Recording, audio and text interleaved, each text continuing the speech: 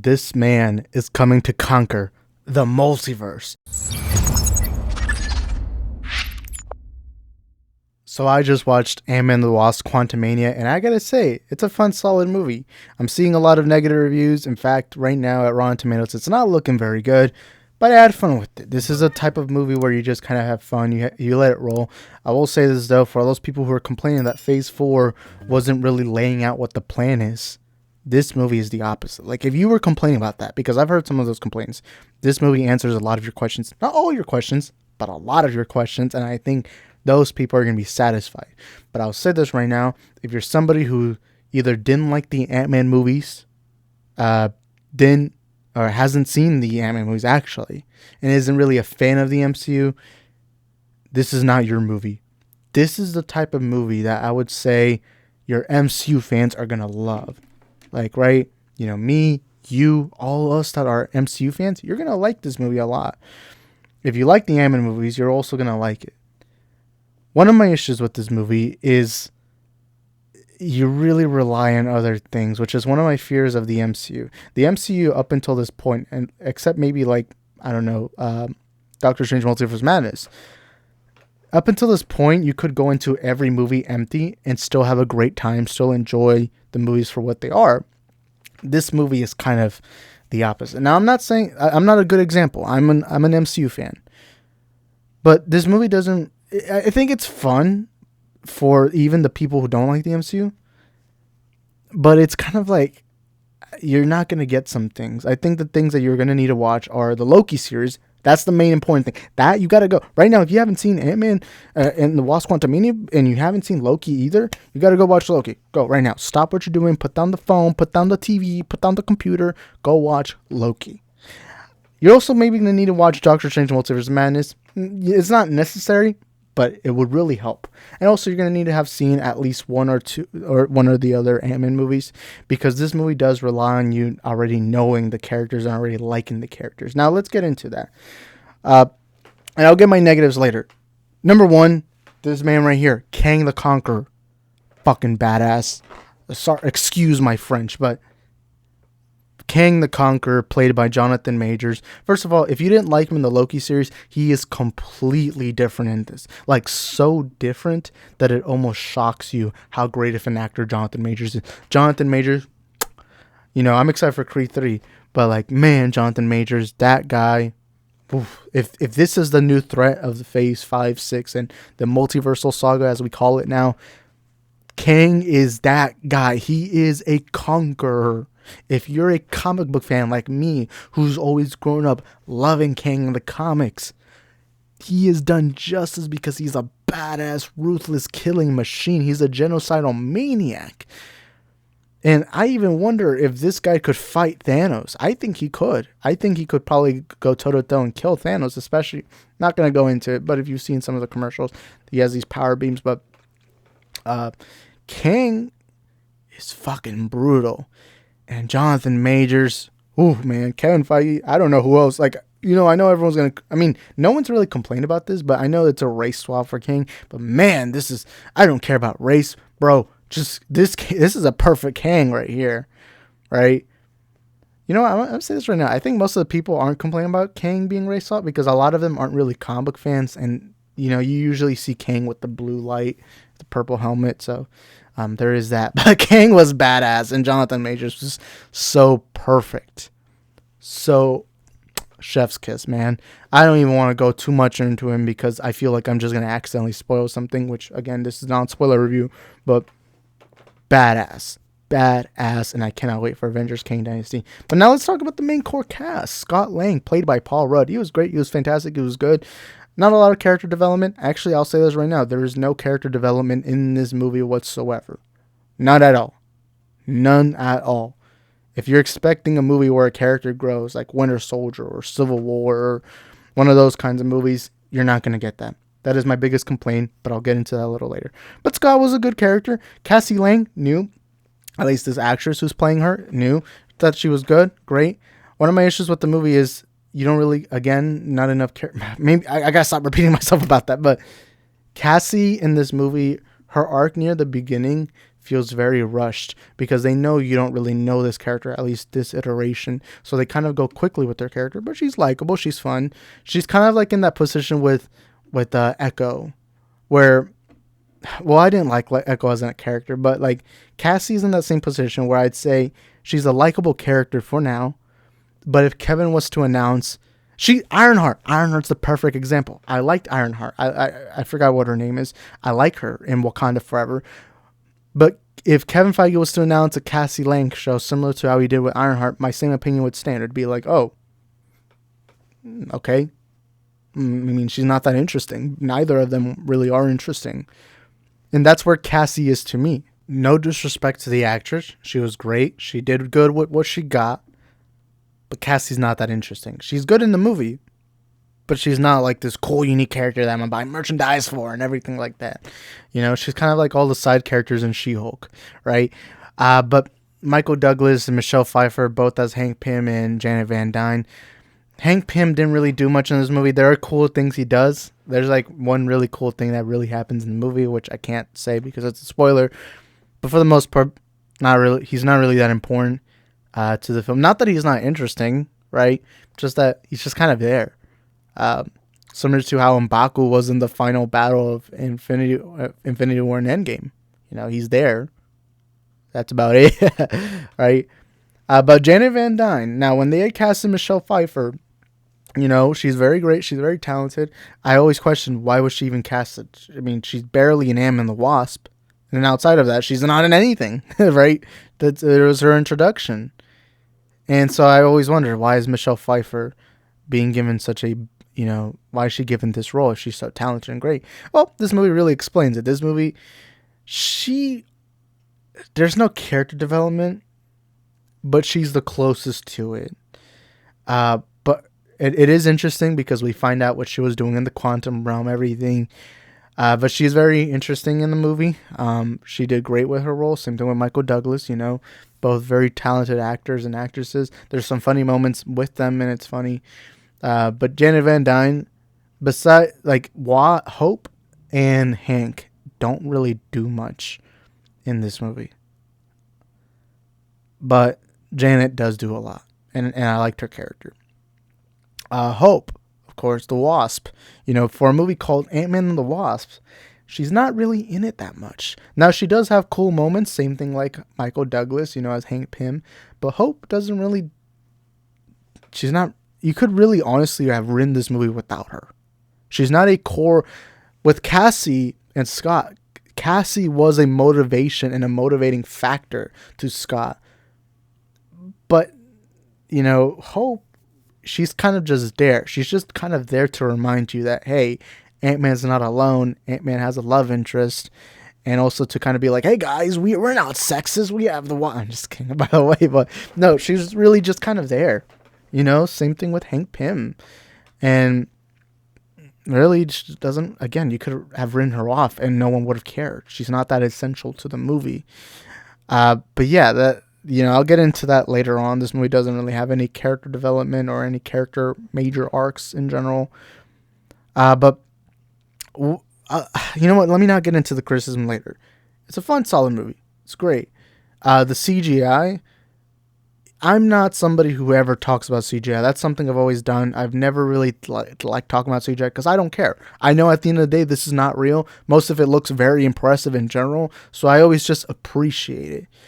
And there are moments you can tell this is the volume stage, but it's so minimum. But for the most part, the CGI is really good.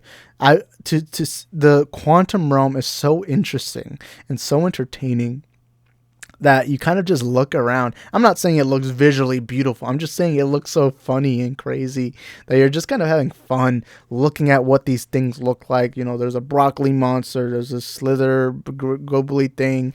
There's actually this really interesting thing where there's, I won't go into it, but you get to understand the character, like all the things there in their language. And it's kind of similar to what they did with Avatar Way of Water. But they're all very entertaining. And with all the reviews are saying that it's similar to Star Wars. Yeah, I'd agree. Yeah, it feels very Star Wars like. You know how in the Star Wars movies or shows, there's always a scene where the characters walk into a casino and you see multiple characters around? Yeah, similar. That's kind of what Quantumania felt like. It kind of felt like that. And it's cool to see that this universe had actual people in there. It's cool to see that, people live lives there. In Endgame and Ant-Man the Wasp and even in the first Ant-Man, it's just kind of like seen as a void of emptiness, and it's cool to see characters there. It's cool. None of the characters in there were even all that. They weren't very interesting. There's like a couple. There's one that could read minds. There's this warrior lady. There's this thing there's a lot of conversations about holes, right? There's this whole little gobbly thing that they're just kind of there. There's just side characters. It feels like NPCs in video games that for some reason had one line of dialogue, right? And there's funny moments in this movie. If you're looking for comedy, this movie has it. Now, I know there's going to be another side that says, oh, comedy in Marvel movies? Oh, no. I mean, we've gone normal to it. If you're somebody who didn't like Love and Thunder, you're more than likely not going to like this. Now, me personally, I speak from experience. I did not like Thor Love and Thunder. However, this movie knows, for the most part, I would say a good 80% of the time, it knows when to balance the comedy and the seriousness. And the seriousness all goes to Kang. Every time Kang is on screen, he is a menacing evil threat you're constantly reminded how evil he is. And I feel like Kevin Feige did that on purpose. I felt like Kevin went to Peyton Reed, went to every single one of the writers and said, hey, every time he's on screen, no jokes. No fucking around. We make a good character because this character we're investing in for the next however many years. And you could sense that. You felt that with Kang. Right? But for the most part, there's like 2 or 3 scenes where the comedy is really not bad, but it felt like you were kind of going too much in there. And there's a couple of scenes that do drag on with the joke. Well, that transitions to my next thing. I want to talk about Modoc, played by Corey Stoll, who was Yellow Jacket. That's not a spoiler. That was told in the trailers and everything. Who was Yellow Jacket? Now he's a big floating head. Modoc looks really stupid. That's the one thing I'll say that CGI-wise looked dumb. But it's because it's so something it's not possible in the real world, that it kind of just no matter how good the CGI would have been, you're just kind of there like, yeah, this isn't real. It's not possible. Modoc is funny in this movie. Now, I'm going to say this right now. This is not the real Modoc. Comic book version, not a real Modoc. Now, they keep making fun of Modoc in this movie. Like, he's a running joke. But when you first see him, he's like this menacing, evil threat. And there's a lot of times where he is evil. He's so menacing. He's so brutal. Not a main villain, but he was still entertaining to watch. The jokes were pretty funny with him. And I think that would make sense because Modoc has always been seen as an evil, menacing threat, but was also always laughed at. Let's not deny that. Us comic fans, Modoc has always been the punching bag. Or not a punching bag, but a punching bag for jokes. Not a punching bag as a character. I will say this, though. I hope this is just a variant of Modoc, and eventually later on we see Modoc. He's not as bad as Taskmaster. It's just that he didn't get enough screen time, and he's not as important in the story, but he is kind of funny to see sometimes. And everything was on screen. I won't lie to you, it was just funny. All I kept thinking was, I'm actually looking at a live action Modoc, which is something I never thought in my life would happen, especially in an Ant-Man movie. That centers around Kang. If you had told me that when I was like 12 years old, I would have fucking beat the shit out of you because I'd be like, yeah, you were lying to me. But no, Modoc was interesting. It was fun overall, but let's get into the negatives, the real needy, greedy negatives. This movie has no character development. If you didn't like these characters before, you're not going to like them after. And now I'm ignoring Kang for now. All right, Kang also doesn't have character development. Kang was so subpar about everyone that every time he left the screen, I kind of just was like, no, give me Cooper King. But all the rest of the characters didn't really have much. It was just they were just kind of there. It kind of felt like Marvel was like, hey, we need a movie to really introduce Kang before we get to Kang Dynasty. Oh, hey, look, Peyton Reed wants to do an Avengers movie. You know what? Let's have him in the quantum realm. All right, you know what? Ant-Man the Wasp, boom. In this movie, really requires you to have already liked the characters, because I don't think this movie convinced. Like, I think if you do watch this movie on its own without any other movie, you're maybe gonna like the characters, but you're not gonna love them. Like, you're not gonna feel much for them, right? While it's a cool, fun film, the characters are just kind of there. And this movie does feel more like a stepping stone to something bigger. Yes, it's its own story. It's its own self-contained story. But the movie does require you to have seen Loki and all that. But the main thing that frustrates me is that it mainly... Because when I was watching the movie, I wasn't like, oh, is Scott going to get free? Oh, is this going to happen? Is this going to do this? All I kept thinking is, I wonder what's the major implications towards the future of Marvel. And I don't think that's very good. If you're somebody who doesn't really care about the MCU, you're probably not going to care much about this film. I think, in fact, I'll promise you this. A lot of, like, high top films, a lot of these people who criticize the MCU, this movie's not going to change your mind. Maybe it'll change your mind in hyping you up for the future, but it's not going to change your mind in the quality of the films that we're getting. And I like Phase 4, right? But Phase 5 is not building up to something. It is a good start, but as a movie as itself, it's not that great, right? It's a fun, dumb movie that I enjoyed, but like I said, this isn't a movie that I'm gonna rewatch. It when I do my MCU binge, there's gonna be a couple movies that I'm excited for, whether it's like a Shang-Chi or a No Way Home or a Avengers, Age of Ultron, whatever, like all these movies. I'm not gonna think about Quantumania. Right? I'm not gonna think about, I can't wait to rewatch Quantumania. Yay! I feel like it's gonna be one of those movies that when it comes out on Disney Plus, I'll kind of be like, all right, that's cool. All right, still a fun, good movie, but it's just not that, But that's one of my issues with this movie. But overall, it was a great movie. It really heavily introduces things that will go forward to the MCU. So if you are a hardcore MCU fan, you do need to watch this movie. This movie is very important. If you want to be a hardcore MCU fan, this maybe will not be the right movie to get you on board. If you're someone who's never seen a Marvel movie, I don't even know if you'll enjoy it. But overall, I'm gonna say this straight up. I think it's an RA movie. I had fun. It's not something I'm going to tell my friends, be like, guys, this is... Because it's not like Shang-Chi. With Shang-Chi, it was like, this movie was so good on its own, right? That, it was so good that I was telling everyone about it. This movie is more just going to be like, oh, if you want to know the future about the MCU, go watch this movie. That's all I can really tell anyone. It's a fun movie, but it's not that impressive, right? And don't get me wrong, I like universe building, I like world building, but that's really all this movie has to give you. It doesn't really get you to love Cassie. It doesn't get you to love the characters again. If you already love them, then you're just going to keep loving them. Now, the post-credit scenes did get me hyped. There's two of them. They both excite me, but that second post-credit scene, the entire audience I was in, now it wasn't a full audience, it was like a half audience. Half the theater was empty, half the theater was full. But my audience, you could hear, like you could hear like some like kind of like it's cool. They're very solid post-credit scenes, but they're pretty cool. But yeah, that's my review for Ant-Man the Wasp Quantumania. To quickly sum it up, I enjoyed it, but I'm a little disappointed. Not because I was expecting this movie to be great, but just because, this isn't a movie I'm going to talk to my friends about. I'm going to talk about the implications, but I'm not going to talk to them about, this movie is so cool and all that. But Kang is great. Now, to answer one last question, do I agree with the critics? You have to remember that critics are all different. Half of the critics liked it, half of them didn't like it. I agree with the critics. Now, the ones who are criticizing this movie, I gotta say I agree with most of them. It's a good movie,